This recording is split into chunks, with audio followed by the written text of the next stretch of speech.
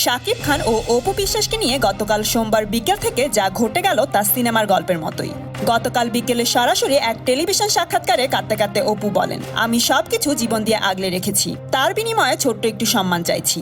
কিন্তু এত বছর পর কেন অপু এভাবে সামনে এলেন? গেল বছরের মার্চে হঠাৎ আড়ালে চলে যান চিত্রনায়িকা অপু বিশ্বাস, আর তখন শাকিবের সঙ্গে জুটি বেঁধে বুবলি অভিষেকেই দুটি ছবিতে একসঙ্গে কাজ করেন।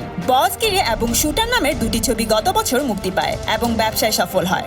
এরপর অপুর অন্তর্ধারার ফলে নির্মাতা ও প্রযোজকরা শাকিবের নায়িকা হিসেবে বুবলিকে নিয়ে নতুন আশা দেখতে শুরু করেন।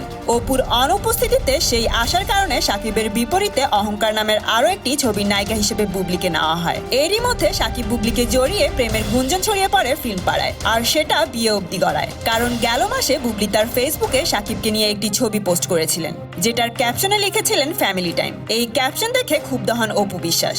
এরপর তিনি বুবলিকে ফোন করে শাসান। এ নিয়ে অপু ও শাকিব খানের মধ্যে কথা কাটাকাটি হয় এবং অপু বিশ্বাস শাকিব খানকে বুবলির সাথে নতুন মুভিতে কাজ করতে বারণ করেন।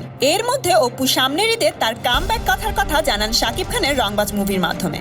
কিন্তু কাল সব গণমাধ্যমে প্রকাশ পায় রংবাজ মুভির নায়িকা হবেন বুবলি, আর এতেই তিনি ক্ষেপে যান। গতকাল বিকেলে সরাসরি এক টেলিভিশন সাক্ষাৎকারে কাঁদতে কাঁদতে অপু বলেন, আমি সবকিছু জীবন দিয়ে আগলে রেখেছি, তার বিনিময়ে ছোট্ট একটু সম্মান চাইছি। এই বিষয়ে জানার জন্য শাকিব খানের সাথে যোগাযোগ করা হলে তিনি বলেন, আমার উপর খুব বড়সড় ধরনের একটি ষড়যন্ত্র চলছে, আর খুব শীঘ্রই তা আমি প্রমাণ করে দিব। শাকিব খানের লেটেস্ট আপডেট জানতে সাবস্ক্রাইব করুন আমাদের চ্যানেলে, আর অপেক্ষা করুন নতুন ভিডিওর জন্য।